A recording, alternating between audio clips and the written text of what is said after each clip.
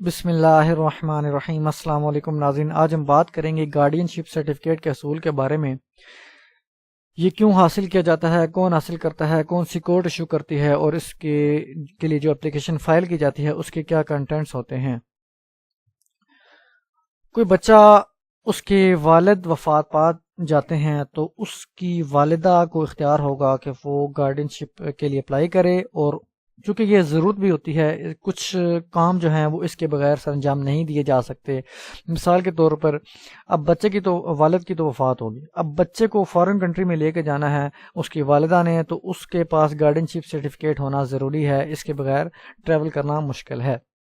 اس کے علاوہ اب والد کی کوئی پراپرٹی تھی، وہ جو بچے کو انہیرٹ ہونی تھی، انہیرٹ تو تمام میں ہونی ہے، اس کی والدہ کو بھی ہونی ہے بچے کی اور دیگر بہن بھائی میں، لیکن چونکہ یہ نابالغان ہیں، بچے چھوٹے ہیں، ان پراپرٹی کو مینیج نہیں کر سکتے، اپنا حصہ لے نہیں سکتے، اور تو اس وجہ سے ان کے جو مینجمنٹ ہے اس کو کرنے کے لیے اس کی والدہ اپلائی کرے گی، اور اس میں بتائے گی کہ میں بچے کی ذات اور جائیداد، یعنی جائیداد جو انہیرٹ ہونی ہے اس کے والد کی طرف سے، ان دونوں کی جو ہے ولیہ مقرر ہونا چاہتی ہوں۔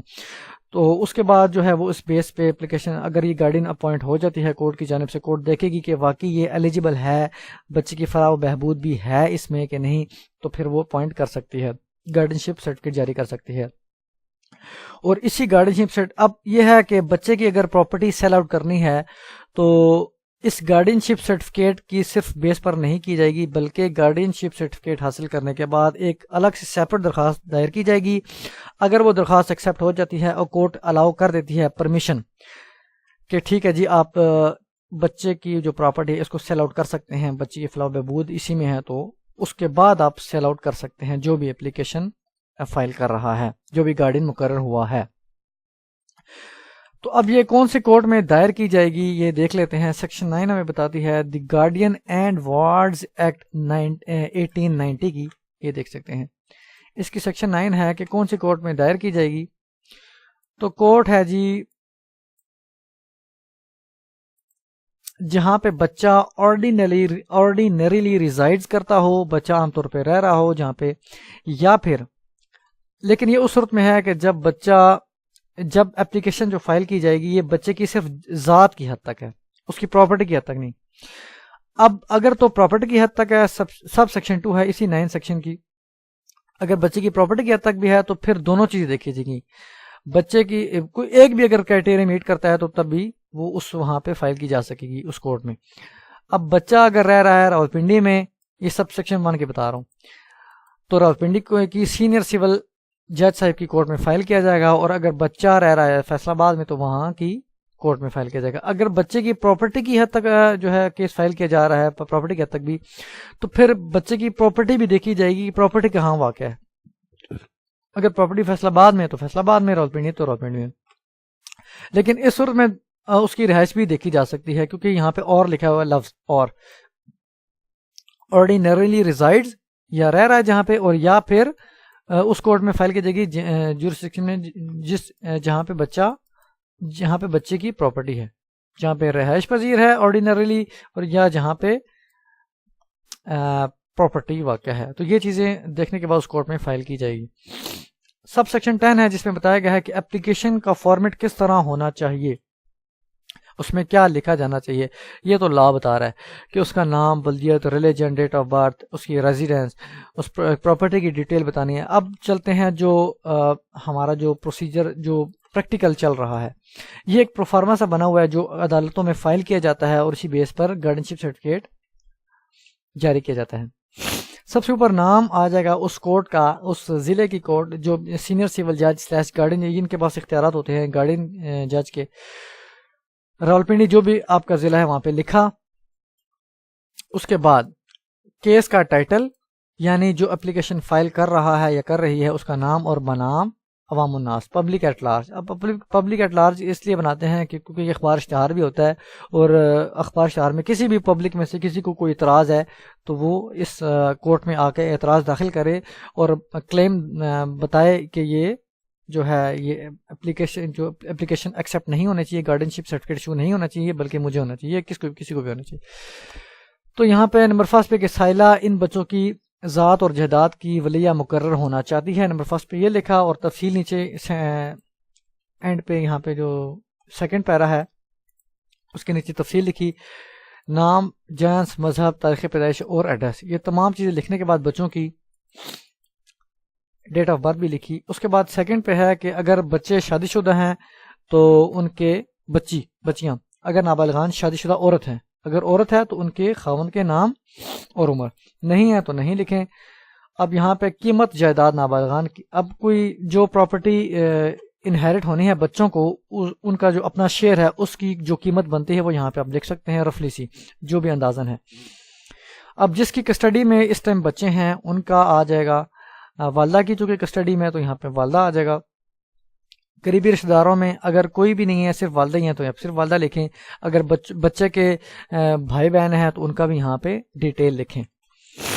اس کے علاوہ آیا کوئی شخص نابالغان کی ذات اور جائیداد دونوں کا ولی مقرر ہو چکا ہے, کوئی پہلے اگر کوئی ولی مقرر ہو چکا ہے تو اس کا بھی یہاں پہ تفصیل لکھیں گے, نہیں تو یہاں پہ لکھیں گے نہیں.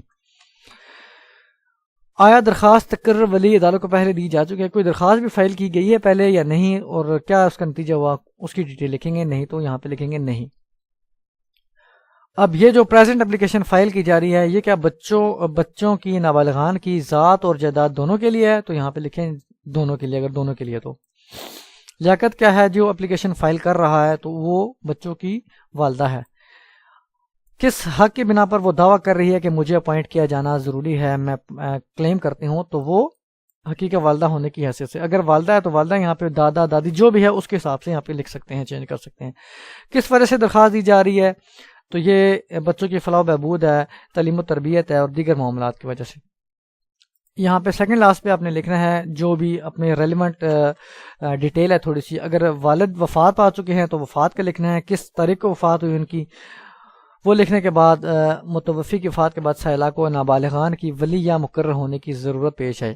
اور سب سے اینڈ پہ قسم جائیداد, جو بھی قسم ہے پراپرٹی یہاں پہ اس کا لکھا, جی مکان ہے تو مکان کی تفصیل لکھی, پلازا جو بھی چیز ہے یہاں پہ لکھنے کے بعد آپ نے استدعا کرنی ہے کہ سائلہ کو نابالغان کی ذات اور جائیداد دونوں کا ولی یا مقرر کیا جائے. تصدیق کی جائے گی, جو اوپر کنٹینٹس بیان کیے وہ درست ہیں, ڈیٹ آ جائے گی اور نام آ جائے گا نیچے. اگر کونسل مقرر کیا ہے, کوئی ایڈوکیٹ صاحب ہیں, لائر ہیں, تو وہاں پہ ان کا نام آ جائے گا بذریعہ میں. اور سب سے اینڈ پہ تصدیق کرنی ہے کہ مجھے یعنی سائلہ کو نابالغان کی ذات اور جائیداد کی ولیہ مقرر ہونا منظور ہے. یہ تو ہو گیا فارمیٹ. اب یہ اپلیکیشن جو ہے یہ فائل کی جائے گی سینئر سول جج صاحب کی کورٹ میں. اس کے بعد کیس کی نوٹس ہوں گے, ضرورت ہوئے, نہیں تو اخبار اشتہار تو ہوگا ہی ہوگا, اور تاکہ کسی کو اعتراض ہے تو وہ اعتراض اپنا داخل کرے. اور جب کوئی پیش نہ ہوگا تو اس کے بعد جو ہے وہ ایک پراپر پروسیجر کے تحت گارڈینشپ سرٹیفکیٹ آپ کو ایشو کر دیا جائے گا. ایویڈنس ریکارڈ ہوگی, چھوٹی بانڈ کا آرڈر بھی کیا جا سکے گا کورٹ کی جانب سے, اور اس کے بعد جو ہے سرٹیفکیٹ جاری کیا جائے گا. اب سرٹیفکیٹ آپ کے پاس آ گیا, ایک اس پہ اپوائنٹ کر دیا گیا گارڈین, اور اس کے بعد اگر کسی شخص کو جو اپلیکینٹ ہے جو اپوائنٹ ہو چکا ہے اس کو پراپرٹی سیل آؤٹ کرنی ہے بچے کا شیئر, تو الگ سے اپلیکیشن فائل کرے گا اور گرانٹ جو پرمیشن اوبٹین کرے گا. اگر پرمیشن مل جاتی ہے تو اس بیس پر وہ بچے کی پراپرٹی کو سیل آؤٹ بھی کر سکتا ہے. اب ایک اور چیز ہے کہ کچھ ریسٹرکشنز ہیں کورٹ پہ کہ کورٹ اپوائنٹ نہیں کر سکتی کس مائنر کو. اب یہاں پہ تو مائنر کا لکھا ہے کہ جس کی 18 سال سے عمر کم ہے اس کو کورٹ اپوائنٹ کر سکتے, اس کو جو ہے اس کے بارے میں کسی اس کی والدہ کو دادا کو اپوائنٹ کر سکتی ہے اس کا گارڈین.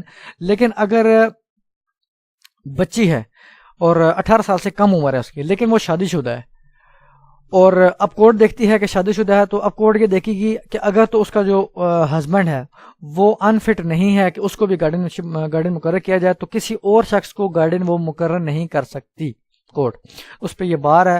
اور تو ان کئی حالات ہیں جس میں کورٹ جو ہے وہ گارڈین شپ مقرر نہیں کر سکتی کسی شخص کو, کسی کہ جب کہ اس کی عمر بھی 18 سال سے کم ہو, بے شک تب بھی.